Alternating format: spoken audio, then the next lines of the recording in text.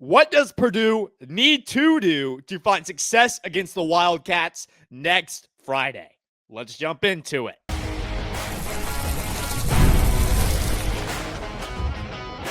You are Locked On Boilermakers, your daily podcast on the Purdue Boilermakers, part of the Locked On Podcast Network, your team every day. Hello and welcome into another episode of Locked On Boilermakers here on the Locked On Podcast Network, where it's your team every day. I am your host. I am Nick Garvin, and basketball season is here. Scrimmages are already starting up, and for Purdue, their first one is an exhibition game against Kentucky. The Wildcats at Rupp Arena in just 9 days. I can feel it. It is so close. I can't believe it's so close.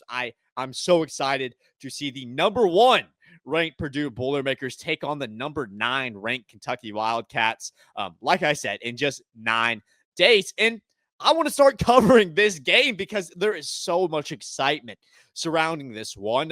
From a Purdue side, obviously, just the expectations of this year. It all starts against Kentucky at Rupp Arena. And for Kentucky fans, a lot of the same, a rebuilt roster this year. You retain Otega Oweh, who was great for you last year. A lot of excitement surrounding Kentucky as well. So this exhibition match for both these fan bases is going to be a game where the preseason expectations finally happen.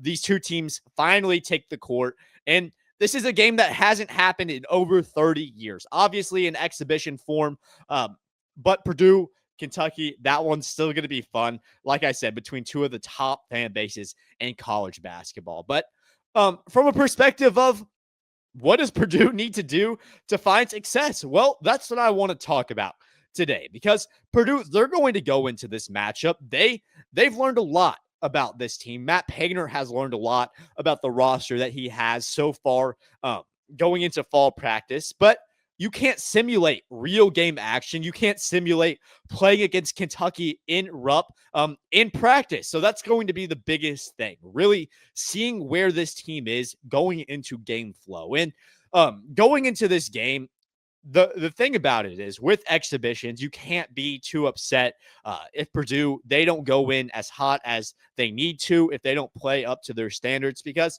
it is an exhibition. It doesn't count for wins and losses. However, with that being said, I think that this team is going to take it very seriously. I think both these teams are going to take this game seriously.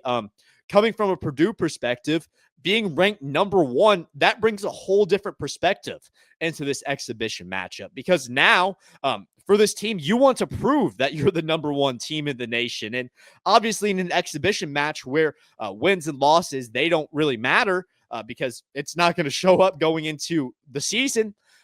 Normally it's hard to have that competitive nature where you desperately want to win this game. But now for Purdue, that number 1 next to your name, that's going to make them want to win this exhibition match, because like I said, you want to prove that you deserve that number 1 team, that number 1 ranking in the nation. You want to prove, if you're Purdue, that you are the number 1 team. And it doesn't matter traveling into Rupp, exhibition or not, you can beat the number 9 Wildcats. That's what this exhibition match is going to mean. And for Purdue, where do you find success? Well, a lot of that's going to come into shooting the ball on the road. Yes, it's an exhibition match, but the road environment is going to be the same as you're going to see in the regular season, and arguably at Rupp Arena is going to be crazier, because that's a fan base with a lot of passion. That's an arena that can get loud in important moments. And I'm sure that arena will get loud against Purdue. So when things aren't going your way, still, how are you going to handle that adversity? Are you going to be able to make threes? Or when those shots aren't falling, is your offense going to be stagnant? That's what I want to find out for Purdue in this exhibition. We're going to have an early October preview as to how this team handles adversity, because I'm positive that Rupp crowd is going to get involved. And for Purdue, a team that they were solid shooting the 3 ball last year. They came in at 17th in the whole nation in 3-point percentage. So they weren't bad by any stretch of the imagination. But I think that this year, that shooting is going to be where you're the best. you can handle that adversity. If you can make shots on the road, you can win against anybody, because getting cold on the road, that's how you lose games. For Purdue, you have an early opportunity, October 24th. You have that opportunity to show that you can handle that adversity. For Fletcher Lawyer, for Meyer, for all these shot makers, Jakari Harris, who he wasn't great shooting the three last year at all, but this offseason, he's really developed. Purdue, they have an assortment of three-point shooters this year, and I think that they are going to show that off at Kentucky, at Rupp Arena, in this exhibition match. The other thing for Purdue, we'll get to Purdue's defense, how they've been a bit underrated and what I expect them to show against Kentucky. So I don't want to get too far into the defense in this first segment, but I do want to say that containing Otega Oweh is going to be huge in this exhibition matchup. And it's going to be a good tell for where Purdue is, specifically guarding up against wings the rest of the way, because Otega Oweh absolutely can be classified as shooting guard, but he is lengthier than a lot of people expect. Everyone knows Oweh. Last year, he was Kentucky's best player. They convinced him to stay this year. He's the veteran leader for that program, and it's a unique look for Purdue where this year the kind of, I don't want to say scarcity at the 3 points or at the three spot, the wing position, because you have so many guards where you can run a 3-guard lineup, but the length that you're going to have from a guard that has to start at the small forward position, whether that's Fletcher Lawyer or CJ Cox, Jakari Harris, that length, it's going to get tested, especially against some of these lengthier, more athletic wings in college basketball. And Otega Oweh may be one of the best athletic wings in the nation. So that guy testing you, showing, hey, we can throw a guy that's able to stop this kind of player. That's going to be huge going into Kentucky against Otega Oweh. I think that'll be great to see kind of where Purdue is in terms of being able to stop that specific player, the personnel that you're going to have defensively for playing defense against an athletic wing like an Otega Oweh. So I think that's going to be very important, the way that they match up. And then lastly, I want to see Braden Smith take hold of this offense. We know that Braden Smith, he can do it however he wants. And last year, breakout year in terms of without Zach Edey, he really was the leader of that offense where it ran through Braden Smith. And he was able to create looks, whether that was for TKR down low, Fletcher Lawyer passing it out, collapsing that defense, and creating three-point opportunities, like I said, for Fletcher Lawyer, Cox, whoever. I want to see Braden Smith continue that, and I want to see him evolve. We saw in 5v5s this past week where this Purdue team is scrimmaging up against each other. I think Braden Smith had like 15 assists or something crazy like that. We know all the expectations surrounding this team this year, and specifically around Braden Smith. We know that Bobby Hurley's assist record, that's up for grabs. Just a lot on the line, and a lot of that comes back to Braden Smith's playmaking. Well, he has the opportunity to prove that he's that playmaker and that he's been able to evolve as a playmaker. And he has the opportunity to prove that day one against Kentucky, because Kentucky's defense, they're going to be really solid this year. And a lot of people talk about the offensive skills of Kentucky, bringing in a guy like Lowe at the point guard position, Aberdeen from Florida, or Oweh, who we talked about offensively. But this team is defensively really solid. They have Brandon Garrison and Jaden Quaintance in the front court, kind of like Purdue, where they have two bigs they can rotate. Very similar from that perspective, but just the ability for Braden Smith to cut into those two bigs, to be able to drive inside and collapse that defense. That's what I want to see. Kentucky is going to be one of the premier defenses in college basketball this year. And if you can prove that you can cut through that defense day one against that team October 24th in that exhibition, I believe that sets you up perfectly going into non-conference play, going into Evansville, and just going on the rest of this year. A lot of that comes down to Braden Smith. I want to see where that guy has evolved as a playmaker. I want to see kind of where he manages that between getting his own look and between being able to pass to his teammates and get those assists. It's going to be interesting to see where he goes and kind of just his mentality surrounding what plays he's going to make. And I think that starts with Kentucky. I think he definitely has the opportunity to make a statement that I am the national player of the year. favorite for a reason. That starts at Kentucky. It starts at 9 days. So for Purdue, I want to see them be able to shoot the ball and handle adversity against the home crowd. I want to see them limit Otega Oweh at that 3 spot. And of course, I want to see Braden Smith facilitate and make his name known in that offense against Kentucky. But for Purdue, I think that this defense really needs to prove that they are being underrated. I'll talk about that defense, what they can do against Kentucky here next. Mazda crafts cars for those who do more than simply move. Mazda delivers confidence with every ride with more IIHS top safety pick awards than anyone else. From footwork to breathwork, athletes sweat all the details, and Mazda brings that same intention to how they craft every model. You can feel the Japanese craftsmanship in every detail, from the metallic accents to available Napa leather upholstery. You can make everyday drives feel like anything but. From smooth handling to intuitive controls, if you're looking for a car, it's gotta be a Mazda. Like our players, we sweat every detail, because when you make every move count, impossible becomes irrelevant.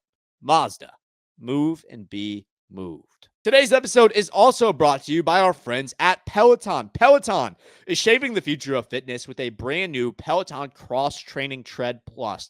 Powered by Peloton IQ, it's the most advanced equipment yet, designed to give you real-time guidance and endless ways to move. Whether you're running, lifting, or cross-training with your favorite instructors, this is training reimagined. Peloton is built for breakthroughs with tools that help you plan, stay motivated, and reach peak performance. I love how Peloton IQ system offers real-time strength coaching. It actually tracks your reps, suggests the right weights, and corrects your form, making every rep safer and smarter. So let yourself run, lift, flex, and push forward. Explore the new Peloton Cross Training Tread Plus today at onepeloton.com. So we hit on some of the ways that Purdue can really succeed against Kentucky. Some of the things that I want to see for Purdue in that scrimmage against Kentucky that is going to propel Purdue the rest of the way. But I think that the most key thing, and this is interesting to say because everybody knows how talented Purdue's offense is. They're number one in KenPom for a reason, but Purdue's defense was underrated in KenPom. They didn't come in as high as they wanted. So for Purdue, I want to see that defense really show up. And I think that's going to be more important than Purdue's offense even potentially showing up. And against a top Kentucky offense, I think that it's going to be a huge test early season in October for this Purdue defense to show that they're solid this year, they're underrated, and that Purdue has brought in the pieces to address the holes that we may have seen last year for that team. And a lot of that comes down to the bigs, Daniel Jacobson and Oscar Clough. Those are going to be two guys that at the center spot, there's a lot of talk about starting center right now. And a lot of that's kind of gone to Clough. And I do think that we'll see Clough start against Kentucky. But I also believe that we're going to get a good read of what these centers are going to be this year. And that's going to be playing off against each other. I hit on it in the previous segment, but Kentucky, they're going to do a very similar thing to what Purdue is going to do because they have two very talented big men in Brandon Garrison, who was there last year, and in Jaden Quaintance, who was at Arizona State the year before. So you have an early opportunity to really get those bigs going and rotate them in the way that you're going to want to rotate them going into the regular season. You have the opportunity to match up Oscar Clough defensively, his ability to rebound against a Brandon Garrison, or maybe if you want to switch, give some rim protection for Daniel Jacobson against Jaden Quaintance, who's trying to prove that he's one of the best offensive bigs in the nation.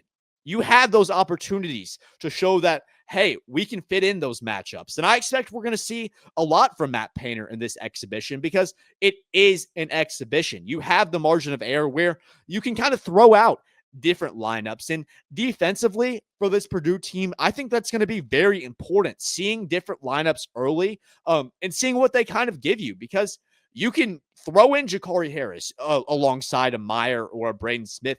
You have different looks with those guards where Ja'Cory Harris, CJ Cox, they can both fill in, and you can see who gives you a better defender in that starting lineup. That's going to be huge in this exhibition for determining who's the best starter out of those couple of guards.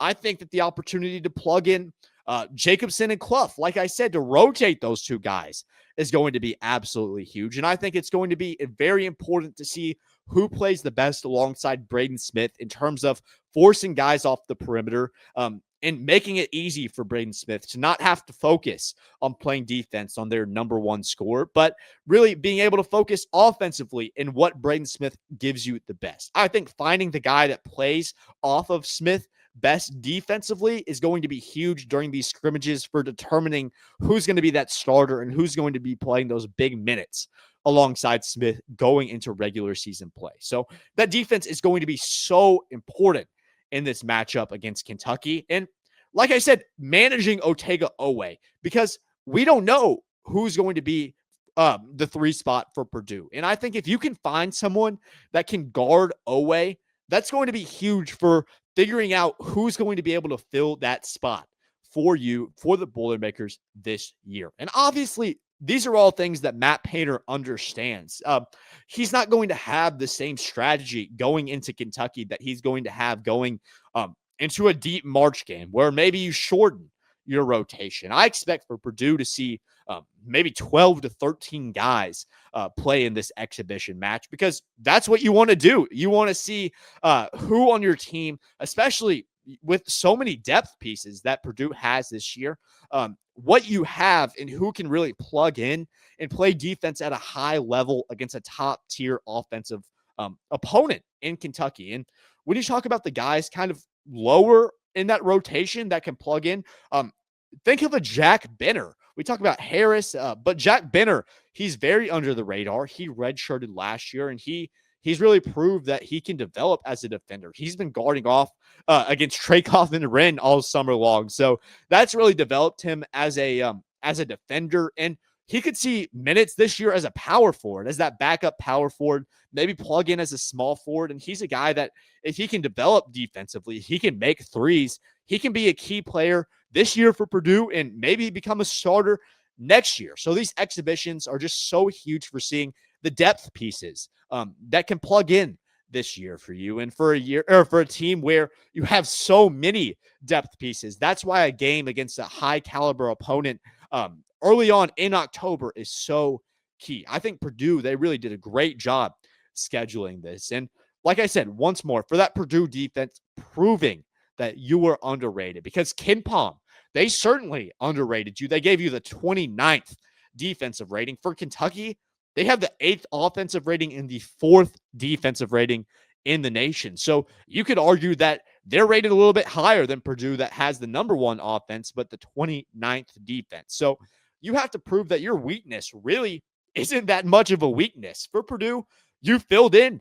those holes. You got Daniel Jacobson back healthy. You recruited an Oscar Clough, and you developed guys like Jack Benner, brought in a guy like Liam Murphy. You have the pieces this year that you can fill in, whereas last year, defensively inside the paint, you weren't as solid as you wanted to be. A lot of that comes down to the fact that Purdue simply wasn't healthy at that center position. But you got to prove it this year. I think Purdue certainly has the pieces to be a top-tier defense in the nation. And when you plug that alongside the offense that Purdue is certainly going to have this year, the shot makers that Purdue has on the roster this year, there's no limit for where this team can go. Because if you're able to plug a top-tier defense alongside a top-tier offense, that's all you need in college basketball. The numbers don't tell the whole story, but the numbers certainly tell if a team is capable of winning a national championship or not. That's why the last however many KenPom teams that have won a national championship have been rated top 30 in both offense and defense in KenPom. Purdue, they're right on that border defensively. It'll update throughout the year, but for that defense, for that Purdue defense, you prove against Kentucky that you're ready, and you get a bunch of looks at a bunch of different guys. So a lot to be exciting about for that Purdue defense. Prove it day one. It's exciting. Purdue versus Kentucky in 9 days. We'll be covering it. I'm sure that we'll have Lance from Locked On Kentucky on the show, but just a lot to be excited about. I'm really hyped for this exhibition. But another guy that I'm hyped for, someone else that I'm watching, is one of these final pieces in the 2026 recruiting class. Someone that Matt Painter and the Purdue Boilermakers have been pursuing pretty heavily. That guy is Sinan Huan, and he's between a few different programs right now. We'll give the update. We'll talk about that guy here next. The holidays are going to be here before you know it, which is exciting, but getting your home ready for guests and celebrations can feel like a lot. Maybe your serveware needs a refresh or the guest room could use some bedding. Well, Wayfair has everything you need to get your home holiday ready. From Christmas trees and wreaths to bedding, cookware, and outdoor inflatables, it's your one-stop shop for every room in the house. Wayfair makes it easy to personalize your home for the holidays with a huge selection with every style and budget. And with free and easy delivery, even on the big stuff, you can get everything you need without the hassle of huge delivery fees. I haven't quite gotten myself to Christmas yet, but I was absolutely able to stock up with some fall decor courtesy of Wayfair. They did a great job, and you can get on that too. So get organized, refreshed, and ready for the holidays for way less. Head to wayfair.com right now to shop all things home. That's WAYFAIR.com. Wayfair, every style, every home. Today's episode is also brought to you by our friends at Supply House. When the opening whistle blows on a new repair, get your crew moving forward with Supply House. Order today and see parts on your doorstep tomorrow, because over 280,000 plumbing, HVAC, and electrical items from the most trusted brands in the business. Their real-time inventory and honest lead times keep you from punting projects, while their industry-leading customer service always has your blind side covered. Need parts fast for a project? Well, Supply House has next day delivery. That is a game changer. Join the free Trade Master program today and score serious perks like priority shipping, lower prices, and a dedicated support line. Visit supplyhouse.com to sign up for free and use promo code SHCollege5 for 5% off your first order. That's supplyhouse.com. Real people, real service. Purdue got out to a fast start in that 2026 class. 2026 recruiting is wide open. And right now is the busiest season as kids are trying to figure out where they're committing before their senior year. Teams are trying to get guys in before college basketball starts. Right now, it's a crazy fast period. And Purdue, they got a very early commitment in Luke Ertl. Then they followed that up, recruiting one of the best shooters in all of the class in Lemure student Jacob Weber, beating out Tennessee for that guy. And then they land his teammate in Rivers Knight. So obviously at Purdue, they have a top 10 class right now. Still early, but they're trying to add on to that. And a guy that Matt Painter, this program, have had their eyes on for a long time is 7-footer out of the Maryland area, Sinan Huan. Sinan Huan, Chinese heritage. This is a guy that when you think about Purdue, you think about a 7-footer with Chinese heritage. You think Zach Edey. And that's a selling point for Purdue. That's something that they did sell, the ability to develop this guy. And they got in on him early. And early on, it looked like Purdue, they were the only ones that were really hot on the trail of Huan. But as time kind of went on, Huan was like, I want to take more visits. I want to see all my options. And it started out with Illinois. Then it went on to Northwestern. And this past weekend, Huan took a visit to Ohio State, another Big Ten team. So right now, 4 Big Ten teams in the running for Huan. And Duke, they call this guy up. I don't know right now if they're going to take him on a visit. Still a little bit to be seen there, but Duke definitely did reach out to this guy. So what looked like Purdue was the only team in the race a couple months ago, well, now it's a 5-team race for this guy, and this battle's really going down to the wire. I expect Huan to commit before the end of the year, and that's really rapidly approaching. So we're going to figure out soon, but he seems to really like Purdue and Illinois. To me, from my understanding, from kind of some of the things that he said, Purdue and Illinois, they seem like the front runners for this guy. And we know Brad Underwood, he'd love to get his international guys. He's talked about it all off season long, about how he trusts those international guys more than American kids to make plays in important moments for his team. So you can point to that. You can point to him probably heavily recruiting a guy like Huan who provides that for you. And I don't know. It's just tough to say right now. According to the One Network, Purdue, they are still the favorites for Huan. This hasn't updated. Ohio State not on here yet. But right now, they have Purdue at 37%, Illinois at 32.3%, and Northwestern at 27.7% in terms of chances to get this guy in. That's a long way away from where Purdue was once an 80+% favorite for Huan on that network. And like I said, times have changed in the recruiting of this guy. More teams realize what Purdue initially realized, that Huan can absolutely be developed into a guy that can be a starting center one day for your program, and certainly doesn't have it all together yet. 7-footer, very talented, but he needs to put it together in terms of just everything. He has pieces. He can rebound. He can shot block at times. He can get it done on the inside, trying to develop a shot to a certain extent. But what I've noticed from this guy is not everything is there all the time. There are pieces that are missing. There are times where he's good offensively, but he lets some guys into the paint defensively. There's times where he's good defensively, can protect the rim, but offensively just isn't able to make his force known and get looks on the inside. But we know Matt Painter. He can develop anybody. He can certainly develop Huan. He's the great equalizer in college basketball because he can recruit these guys and just develop them into real stars for his program. And I think that Huan is another great asset that if Purdue would be able to get him, that they could develop him into into one of the next statement centers for this program, where he can be a 2-3 year guy and provide a lot of quality minutes going into the future for Purdue. Certainly not all there yet, but he has all the physical attributes in terms of being a great center. And I think that he will be a great center at the college basketball level. The question now is, what school is that at? And I'm sure that this will go down to the wire. I'm sure that Huan, he's going to continue to take his visits. And like I said, right now, I think it's between Illinois and Purdue. I think that Ohio State and Northwestern, they're kind of in a different tier. They're a tier below those two programs that got in on Huan early. Illinois and Purdue, they were the first two teams on Huan, and Huan has certainly said the most things about those two programs.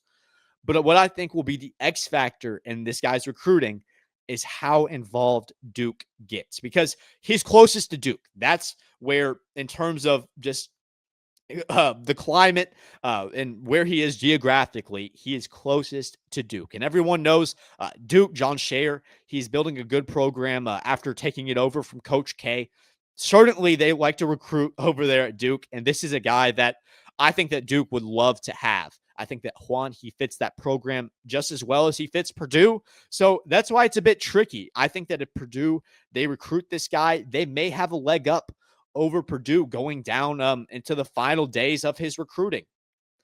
There's a lot of question marks surrounding this guy right now. He hasn't really spoken a whole lot, but like I said, what he has said has given two different fan bases a lot of excitement. But right now, we don't know. It's a 2-team race, potentially about to turn into a 3-team race, and it's going down to the wire. But for Purdue, I don't think that Matt Painter has given up. I think that they are still heavily recruiting this guy, and they absolutely want to make their final push for him because they know the talent of this guy, and it would be hard-pressed to not want a 7-footer the likes of Huan.